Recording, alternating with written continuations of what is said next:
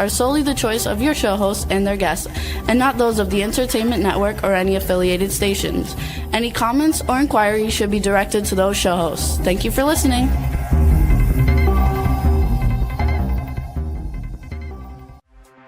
Hey everyone, and welcome to 50 Shades of Bullshit. I'm your host, Christine Lalonde, and this is the podcast where we uncover the truth about online dating. Now let's begin.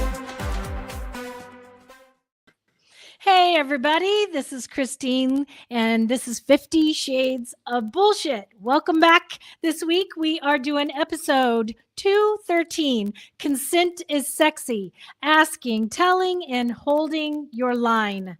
This week on 50 Shades, we are having Kara McCulloh and Janice Formichella for a real and raw deep dive into boundaries, asking for what you want and why consent is the sexiest form of communication.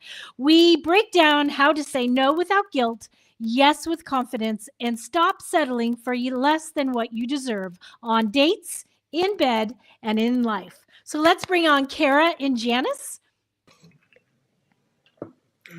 Hello, my dear. Hi. Hey. Hi, everyone. Thank you for being here. Kara, it's good to see you again. And you too, Janice. I always love having you guys on. I'm super excited. And plus, I'm very excited because Janice, has Sex and the Solar Girl podcast. And I was connecting the two of you because you would make a great guest on her show as well. So I'm excited about this little trio here today. Yep, excited to explore that. Glad to be here. Happy holidays. Happy holidays to you too. Let me tell you about Kara again before we all know Janice. But I want to give you a little information for those who are just joining us and did not hear our last episode about body imaging with Kara. So she is a somatic pleasure coach and a registered sexologist. She supports women and female identifying people to reconnect with their bodies, reclaim their desire, and experience pleasure and intimacy that feel safe, alive, and fully their own. With a trauma-informed, holistic approach, she guides clients to release old patterns and step into a more confident, embodied, authentic way of being. So thank you again, Kara, for being here again. I'm thrilled to have you. So I'd love to hear your thoughts, Kara, on what we're talking about today and why it is so important. Well, consent and boundaries are really what helps keep you feel safe in sex and in dating. And without those, you can get yourself into all kinds of, situations that don't always feel good. Right. And, I know it can be really hard to not people please, that sometimes that's something that people struggle with. So really understanding your boundaries and upholding those helps you move through dating and sex in a much easier, relaxed way. Yeah, I love that. So Janice, you remember when we had this topic on, what was it? What was that talking group that we were in where we first... Oh, the dating roundtable on Clubhouse? Yeah, on Clubhouse. That's what it was. This was a really heated conversation when we had it on Clubhouse. That was, I forgot that was the impetus. You want to tell everyone what happened? It's kind of a juicy, gossipy little story there. Yeah, we had a guy who said that he was a sex and relationship coach, which he had actually never become it. He just was starting out and wanting to become it, but he was telling everybody he was, and that's fine. Fake it till you make it bullshit. But aspiring sex coach, come on. He was aspiring. He could be now, you never know. But he was on talking about why can't we have sympathy for the guy who is turned down at the last minute. So like, say you're in a situation and somebody, doesn't matter if it's the guy or girl, they decide they change their mind. That's called retracting your consent, and it's valid. And we were getting to that point, and we were saying, when a woman says no matter how far into it you are, You have to respect that and stop. And he said, well, why can't we have sympathy for the guy who is being forced to stop? Yeah, he said the man also needs to be looked after and to, have somewhere to go to, process his feelings of hurt, which I will say, and maybe we can talk more about this. There is something to be said for men having other men that they can talk to about these things and maybe be put checked, or just say, wow, a lot's coming up for me. I had this thing happen the other night. But he just made such a big deal about making sure that men also are looked after when they breach consent, I think is exactly what he said. And I lost my cookies. I lost my shit. Yeah. And I will say that there is definitely a space for men to go where, they're feeling a lot of rejection. Like, yes, there should be a place for you to be able to process those feelings, but that doesn't mean that you get to take it out on the woman and that you should be. Or that inside of that container, if the woman is saying no, or if anyone's having a boundary with you, it's really not about you and making sure that your feelings are protected. At all. But no, that was very important to him. I actually was in a situation at a festival a number of years back where we were in the sauna, and a man had breached consent or boundaries and touched a woman inappropriately, and she did kind of flip out, and everybody kind of rallied around her, and a friend of mine did actually though go to the man, because he's not being kind of publicly called out, which was good, but he went to him and just kind of said, let's go over here and talk, probably a lot's coming up for you as well, and I actually did think that was appropriate, to be honest. That another man went to him and said, let's go over here. That's amazing. A chat about this. I think that there needs to be a lot more men who understand about this type of topics, this kind of delicate situation. Most of the time, if a woman is changing her mind, it's because she never really was there in the first place and felt pressured or scared. Because, I've had the situation where people have said to me, why don't you just tell him no instead of just here? Let me preface this. It's not about sex at the moment. Let's just say that a guy asks me out. Okay. And I feel really unsafe to tell him no. I'm going to say, oh, well, let's talk about that, and I'll get back to you and we'll figure it out. Later, I will then send him a message that says, I thought about it. I just can't. And, whatever, because never have I ever felt safe in person in that kind of situation to be able to say no comfortably, because I've been afraid of how they would react, how I would be treated, how unsafe I felt. Maybe you need some practice. Yes, I think I'm getting a little better now, but even like on the plane coming here to Mexico, there was a gentleman sitting across the aisle from me. I was on the aisle, he was on the aisle, and he just kept reaching out and touching me, and I just kept almost flinching. And I had earbuds in, and he kept trying to talk to me, and I'd have to take my earbud out. And he was obviously seeing that was a problem. And then he invited me to come see him while he was in Mexico too. And I was ignoring the fact. And then I was like, dude. And then I'm watching a movie, and this movie really affected me, and I kind of teared up. And then he just grabbed my arm and was like, are you okay? And I was like, dude, it's just a movie. I'm just reacting. What the fuck? Who thinks it's okay to touch a stranger, even woman to woman? All right, go on. Exactly. And then he hands me his phone number and says, please reach out to me. And I wanted to say, no, it's okay. But I just felt so uncomfortable in the moment. I just took it and then threw it away. And for me, I just had to say, oh, it's not a good idea. I can't. I have been in so many bad situations to where I've said no, and I've been forced or pressured, coerced, felt demeaned, been yelled at, be diminished, my feelings be diminished, that it's very hard for me to go there. So I find this topic very important. And I'd love to know, Kara, how in your practice and when you help women in this situation, what's the things that you would say and do to, I hope y'all didn't hear my phone ringing. My phone is like off the hook here. So what would you do and say to help a woman be able to confidently say no?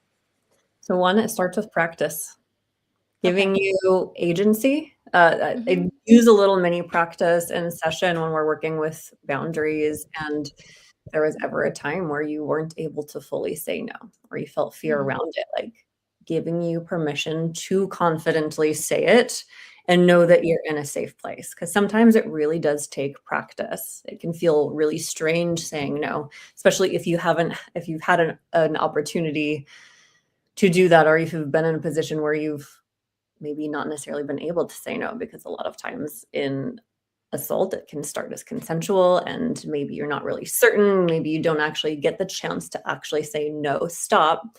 And regardless of if you actually say that or not, if you don't want to proceed any longer. But yeah, giving you the space to have that no and feel really strong in it. So a lot of times we'll start that practice and it'll be like, no, like they say it really softly because it doesn't feel safe to say it, or it doesn't feel natural to say it.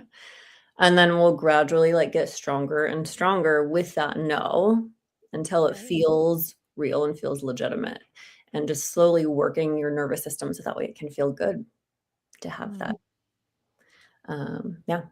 That's one way that I use that. Okay. What about you, Janice? Have you worked with clients with consent and boundaries? Yes, especially my female clients after breakups can struggle with it. Though a lot of my male clients are struggling to respect and learn about consent and learn how to be better men. And I do talk with them about that as well. And just feeling like I'm really excited to get out there, but I don't want to be creepy. Like a lot of men will use the word creepy these days, and that they don't want to be seen that way. And so, yeah, just helping them to build up their confidence and, appropriately ask a woman out, or and then what's going to happen on the date. A lot of guys I've been really gratified to see are very concerned about that and very curious and willing to learn. So I've been helping on both sides of it for sure. I love that. Yeah, and with the women, a lot of the times it starts, the most basic thing is how you communicate with men on dating apps. You can practice a lot, and I coach women on that specifically. And either walking away or saying something just inside of the app when it doesn't feel right is really good practice in and of itself. And working up to the point of, yes, then of course in person being able to say what your boundaries are. That's a starting point right there. I love that. So where do you think is our main step with helping men understand that boundaries and consent is the most important thing in any kind of situation, but also not feeling as if they're being stabbed with a knife and destroyed and that they're bad. It's not, it could be any multitude of things why a woman could be saying no. It could maybe not even be you. It just could be something that affected her that day or something that it was bringing up. How do we start to communicate with men to do this, do you think? For me, it goes back to talking with men about what their expectations are out of the women that they meet. And that, not every woman you're attracted to should you have an expectation of sex or relationship with. And if you can break that down, and if they don't go into the engagement or interaction with the expectation of getting something out of them, then they will act a lot more naturally, appropriately. Interesting. I'd also like to add too that it's not just men that feel rejected, or women also need to understand consent. I think especially a lot of times if you have a partner that is going through something, especially if you're male, You're judged a lot harder than if you're a woman and you don't want to have sex with your partner. I see it all the time. Women being like, something's wrong with me. They're rejecting me. Like, he's a man. He should want me. He should desire me. And that's not always true. Right. That is true. That is very true. Especially in the beginning of dating, I think that I have met many men who are like, that I don't have sex on the first date. I don't, even kiss. It takes me a little bit to get there. Some men are very, not so much physical, but mentally stimulated, or they like to have certain elements that are maybe different than the physical body. So I can see where a woman could feel rejected.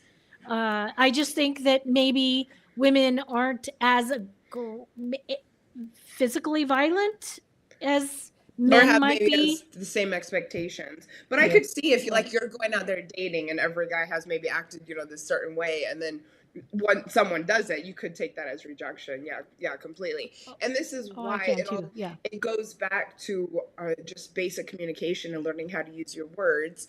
And we talked last week about sex confidence, and we talked about how just having the very basic conversations around, what are you looking for, or when things are starting to get hot and heavy. Being able to just have basic conversations about safe sex and protection can go do wonders for your confidence and being able to broach, then other topics. I mean, even having a conversation perhaps or about your first kiss could be, wonderful. Chris asked me if he could kiss me the first time, and I was charmed and I find it very charming. It's one of my happiest memories in life, maybe. I remember very distinctly when men ask me for the first time, because it's for a kiss. Because it made me feel like they respected my decision. If I was like not comfortable, that they would respect that and not take it personally. And it felt really safe. And I really like that. And not that, there are times that I've, of course, and I'm sure that both of you have too, been with men and are a partner or your first date or whatever. And it just, the heat of the moment, it's there, you can tell, and you just kiss. And that's great, because you both are communicating. There's other ways that you can give consent, but exactly. I will say, as a tip, to ask for the first kiss. And I mean, this is all about using your words and your voice. And if you can ask for something, simple and basic like that, then you're going to be able to use your voice to discuss other topics. And people don't always do it. I've been watching Seeking Sister Wife. Okay. And so I love those shows, so it's all good. I am really into this series. I love the shows that just highlight people's, of course, like the different relationship structures, being non-monogamous, but also people's ability or inability to communicate about anything. And I will say it has been a few times watching, yes, the men, because they're seeking sister wives, so the men date and will take women out and seeking women to bring into the relationship. And it has been very disheartening a number of times to watch these dates and see that sometimes the men will ask for the kiss and not take no for an answer. It's like been a gut punch a couple of times. Oh, and they just do it anyway? Please, or just, please, or come on. Oh, I hate the beg. Yeah. The weird weak beg is not good, guys. Not good. Times I've seen, and also just a woman putting out signals that are perfectly obvious to anyone else watching, and the man just being completely oblivious to it and just going for it anyways. Yeah. And also, I've seen the opposite as well on the show. I do want to say, but this is muscle that people need to learn how to flex. Yeah. I'm like, I've also been in experiences where it's been asked too much, like every single thing that happens. Is it okay if I do this? Is that okay if I do that? I'm like, please just. Let's get it Yes, on. that's terrible. Yeah, I already told you yes 100 times. We're good. yeah, yeah. I do get that. I get it. They're over, trying Overly too cautious. hard. Yeah. But that could be a conversation too. Like, I'm feeling really good with you. Let's go for it. You don't need. I'll let you know. You don't need to ask again. Yeah. 100% is the communication. Going back to every God bless American conversation that we have on the show, it goes back to communication. And if you're not confident enough to communicate all these things, then and I'm getting much better at it than I ever have been before. Yeah, I've seen your evolution. Yeah, it's like the straight ass fear, but people who listen to the show regularly know that I've had an extremely traumatic past relationship with men not understanding no, and I've been raped and beat and abused in so many different ways that it took a long time for me to be able to communicate with people and feel confident in that. I used to not even show physical communication, like with the stupid guy on the airplane. Like in the past, I just would have smiled and nodded and oh my gosh, yeah. This time I'm like, what? I was like, I would have loved to see this. how much fucking more communication do you need me to do? Do you want me to tell the entire plane that I want you to fucking stop touching me? It's like me flinching. In the past, I wouldn't have flinched. I would have just taken it and just smiled and go, Not anymore. I'm much more, physically or verbally. I just didn't want to say, look, dude, fucking no, I don't want your number. Would you, like, looking back or looking at like the most ideal way that you would have liked to handle it, would you have said no? Like, would you have liked to do that? Could you like fantasize about having told him in front of everybody to back off? I wish so. Yeah. Okay. So I do. Would have or could have or okay. Yeah. All right. I mean, now that the situation has happened, and if it was to ever happen again, I know that now I am at a place that I can go, okay, yes, I can say no. I can turn and say, listen, I appreciate you now. I do appreciate where your interest, but it's a no for me. And I'm not saying like you should have done this. I'm just curious. Right. If you feel that's like I the do best feel version of you. Okay. Yeah. Many times I thought about saying, hey, look, my boyfriend wouldn't like this.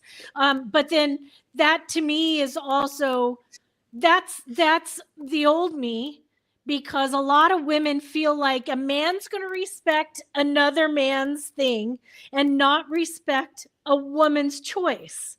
And that fucking pisses me off. So I choose not to say that anymore. Even if I have a boyfriend or don't have a boyfriend, it's none of his fucking business. Me saying no is me saying no.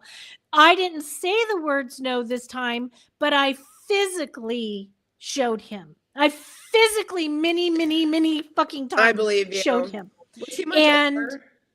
He was a little bit older, I think. Okay. Just curious.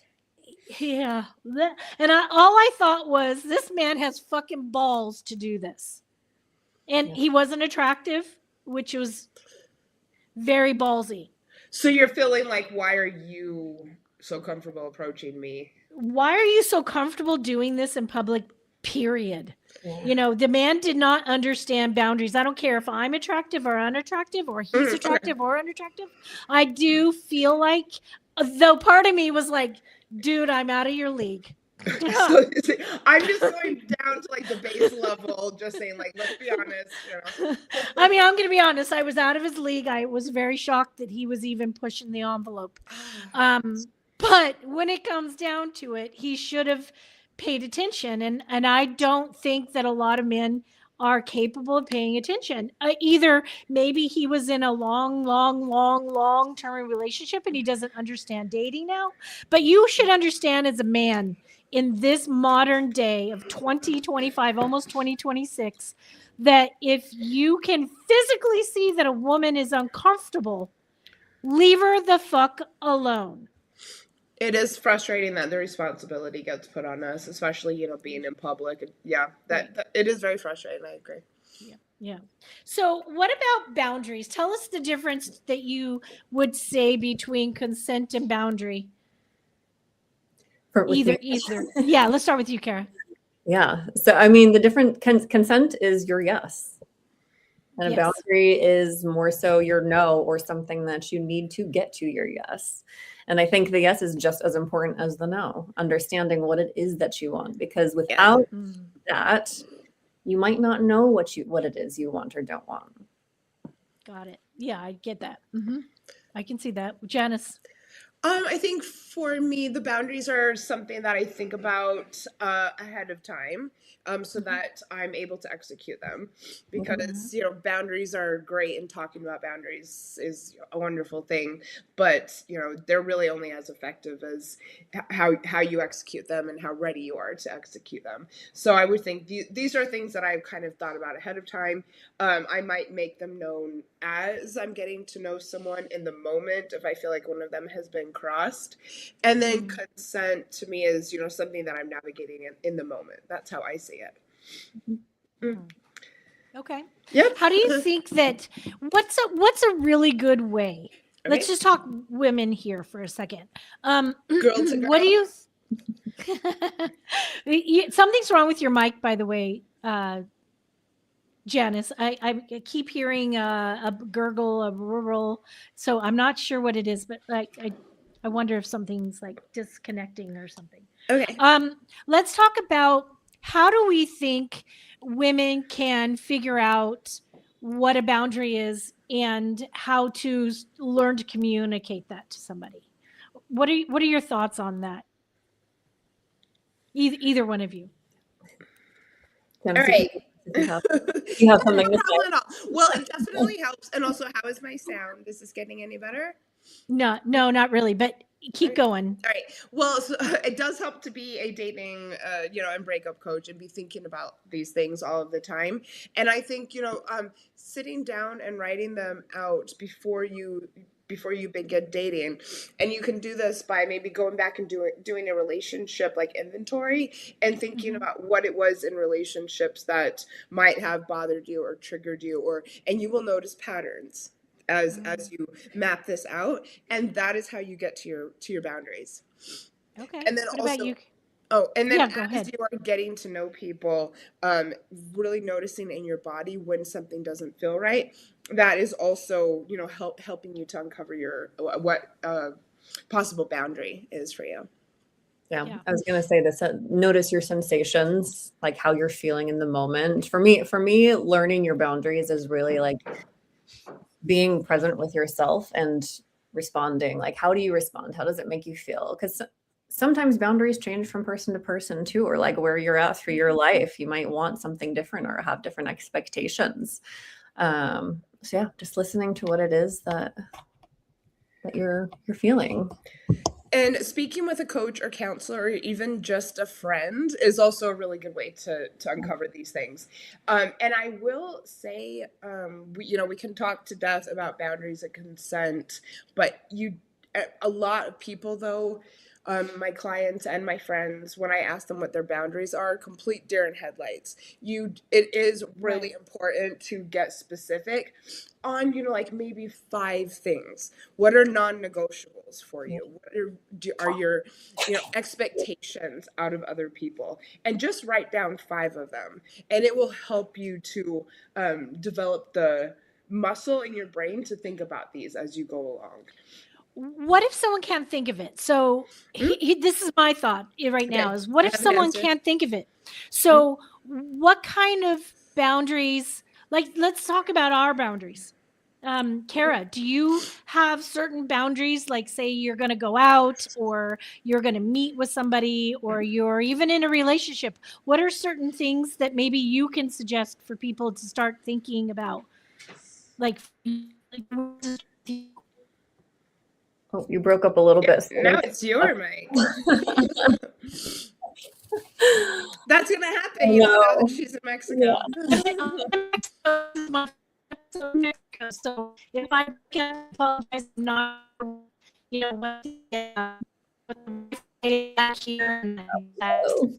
You gotta stop your rebel help. Broadcasting from Mexico. This is what happens. Yeah. This is just the part of the fun, right?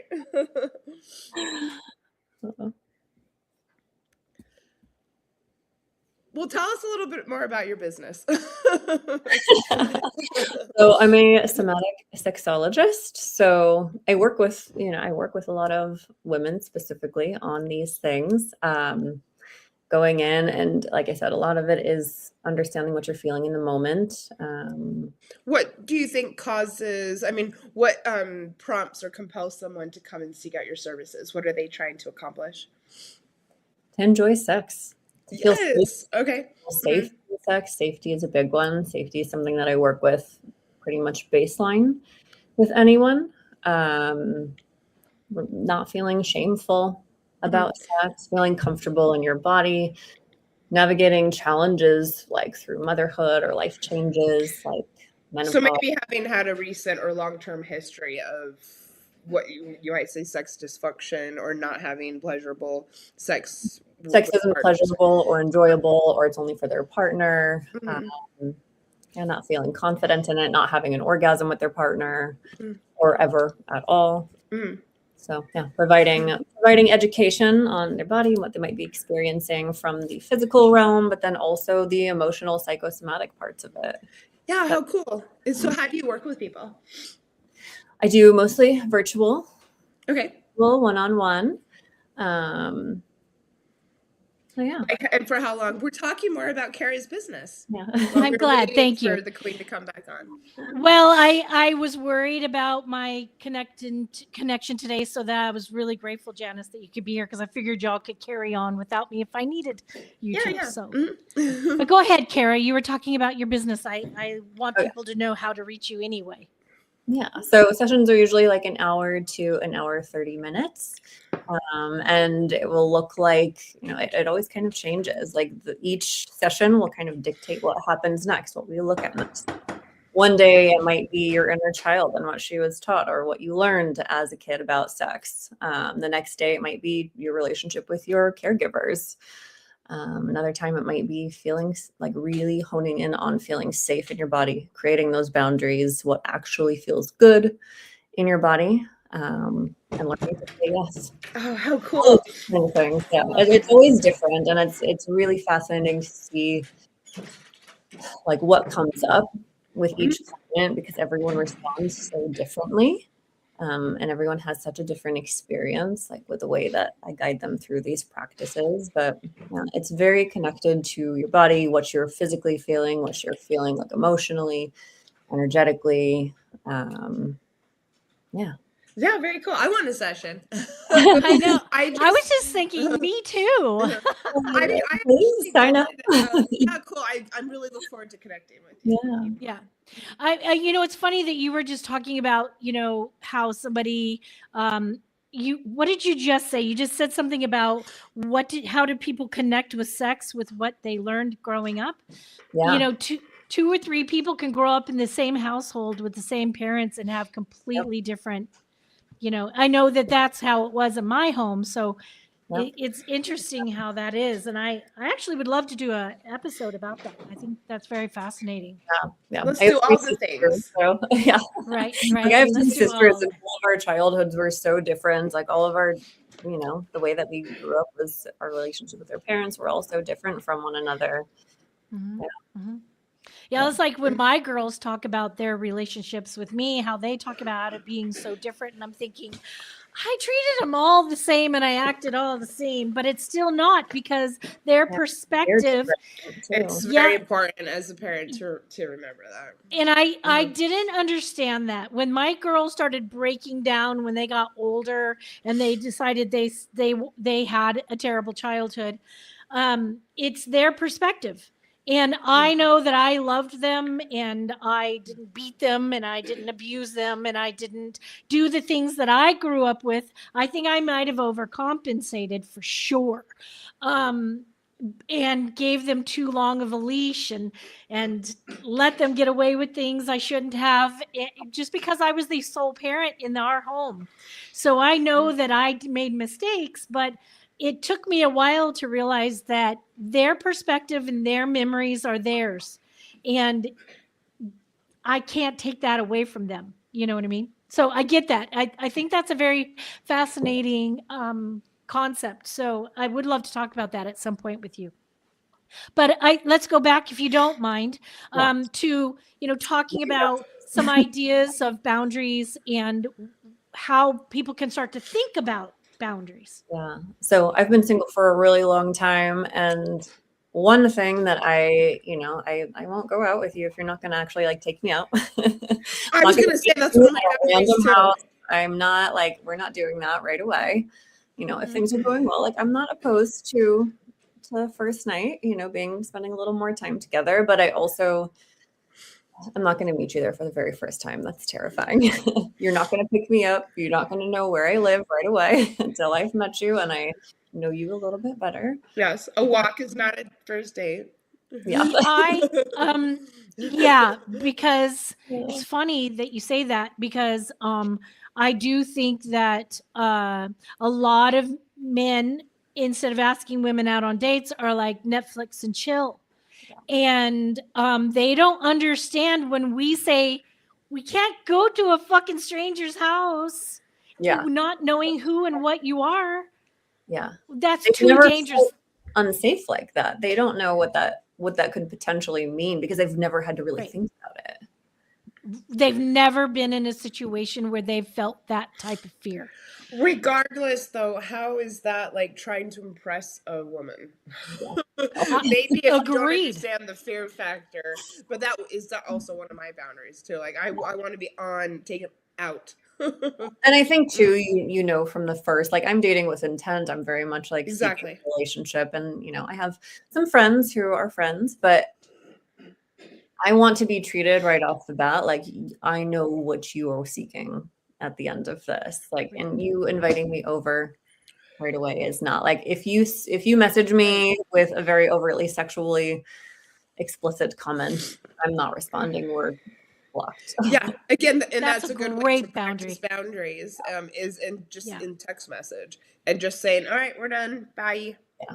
Yep. And women, I find through all of this, all the things that we've talked about in this podcast and in my personal life, I find that most women feel more comfortable just ghosting and blocking and being done. But we need to stop and think. If we're not telling them what is going on, they're never going to know, and then they're not going to stop. They're just going to think, oh, well, she's a flake, or she's this, or she's that. Or all women do this. Right. Where they don't stop. If you don't stop and say, hey, just so you know, this is extremely inappropriate. It's not respectful. You've made me feel very uncomfortable. It does not feel safe. And this is not something that you should ever do. And if men aren't telling men, women need to. And I don't think men take it well from women, though. I mean, some. They just think we're all bitches, whatever. Well, also, if you're gonna act that way, you might be, a certain type of person, but still, it's a case by case basis, depending on what, we need a lot more context. But yes, I would encourage women, before you maybe bounce out of a conversation to say something. Yeah. What about you, Janice? What's some boundaries that we can talk about that can help women think about these type of things? Yeah, for sure. So, I mean, definitely, if I'm going to go on, something like a first date, I would expect, yes, to be actually taken out on something and to have like, the container set up and respected. I don't expect to like, go out for an all-nighter on a first date for sure. And something that turns me off just, like so immediately is, the like quiet whiny beg, like, please, are you sure? Please. I don't like that. Like, my no is a no. I'm not coming home with you. It says a lot about someone if they can't take that. Inside of relationships, things like that, I don't like to be told to shut up, for instance.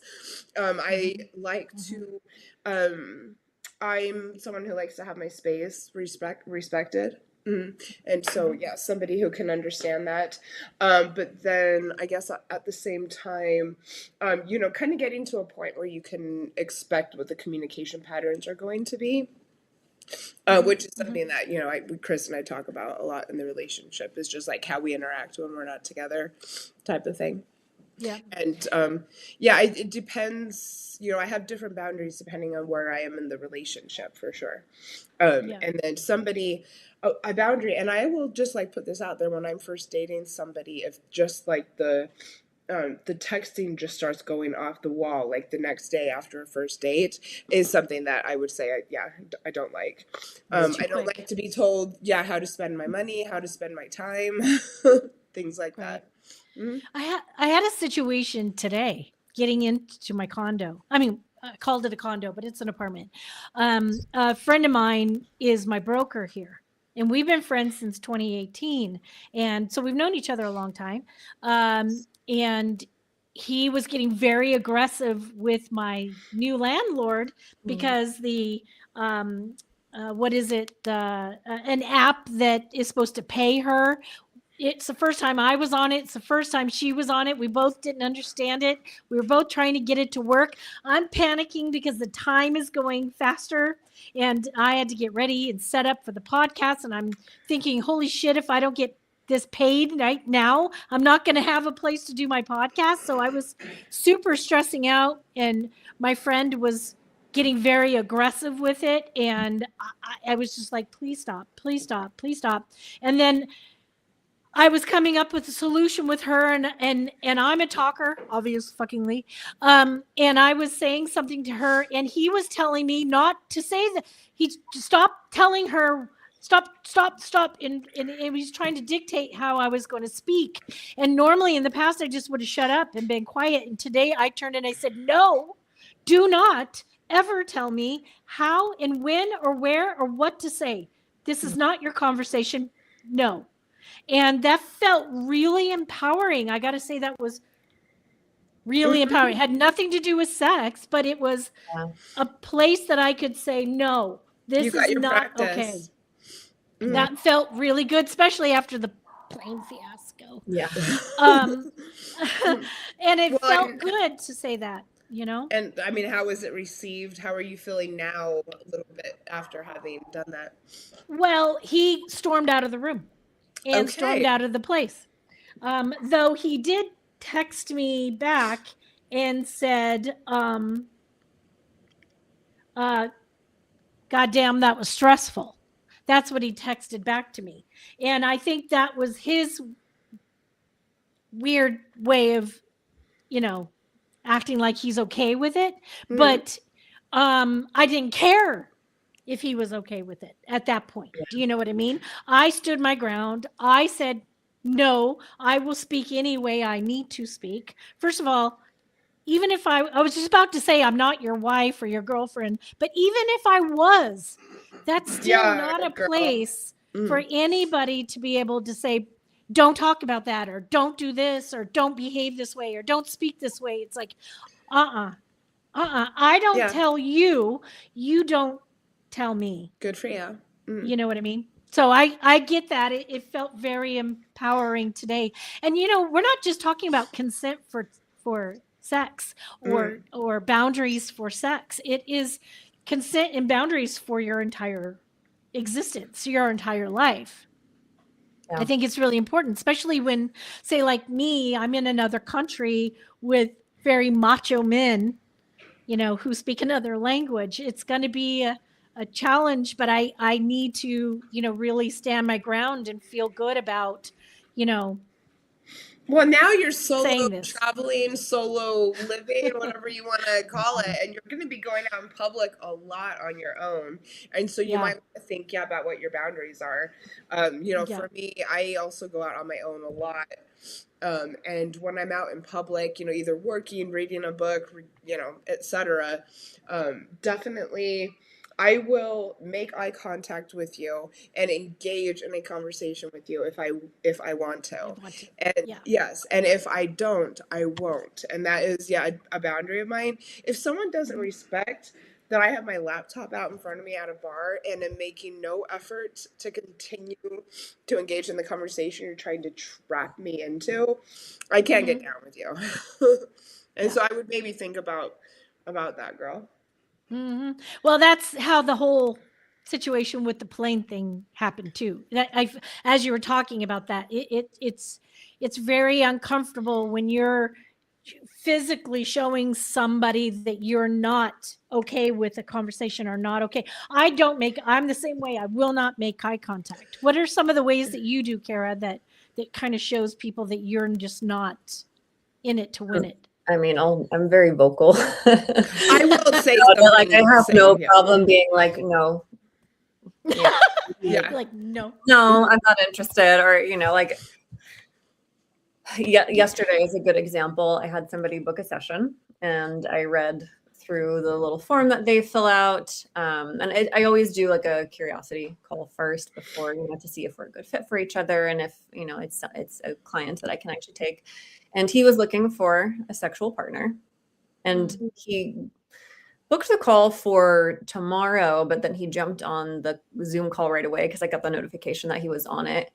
And I was like, this is not my services. This is not the space where, this is not what I offer. Please don't contact me again. And then I see that. I blocked his number. He's like, why can't you do it with me? And I'm not going to engage any further, but I have no problem just flat out saying no. Yeah. Same. Yeah. I guess people even like push you to come on my podcast and emailing me and messaging me just like over and over again. And I've gotten to the point where I just let people know. Yeah. Like, I don't care how bad you want to do this. That's not how I gauge who I have come on the show. Like, I will be in touch with you, I promise. And like now I've told you that and you're still pushing. And so I don't think it's a fit. I know that person. That type of person. No, I know that exact person you're talking about. I'm talking about multiple. I know one of them. I get it. I think that there are lots of things in life that you need to really think about what your boundaries are, like maybe at work or with friends, with the way that you communicate, maybe stop and consider, how do I feel comfortable saying no to this or yes to this, or, just to feel empowered in yourself. I think the most important thing is to feel empowered within yourself to be able to do that. And then if you can't, your first time you get the chance to do it and you just don't beat yourself up, really stop and think, okay, like I did, okay, I really wish I'd done it this way. And then, you know what? I practiced in my head. I was going to say kind of the scenario. And next time I will know that the next time, which there's always a fucking next time, because, I got to be honest with you. I think a lot of men at this point in life find that once they find someone attractive, that it's just an automatic thing that you're going to comply. And that's like with you, Kara, with your potential client who wanted something different. It's like they assume because they find you attractive that you should just go, which train do I jump on? No, this train's not leaving the depot. So I get it. That's right. Yeah. Well, tell us, Kara, real quick, how can people find you? You can find me on Instagram at Somatic Sexuality, or my website, which is somaticsexualitycoaching.com. And Wonderful. I think that's about it. Wonderful. And Janice, let's tell everybody how to reach you. Yay! Come over to JaniceFormichella.com and come and check out my YouTube. It's really going off these days, and that's also at Janice Formichella. I love that. Yeah. And that's pretty much it. We're almost out of time.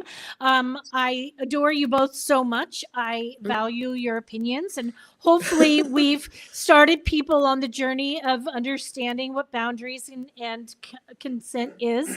And that if you have any further questions, you're welcome to reach out here at the show, or either Kara or Janice. We're all here for you. And if you are actually interested in hearing more about this, you know how to reach me.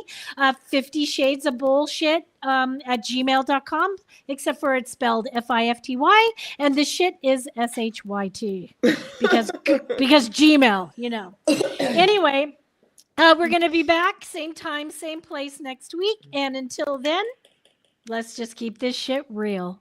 Bye. Bye. If you enjoyed this episode, please share with your friends, like and follow us on Instagram at 50 Shades of _bullshit and Facebook at 50 Shades of Bullshit. Thanks so much for listening, and we really hope to see you again next week.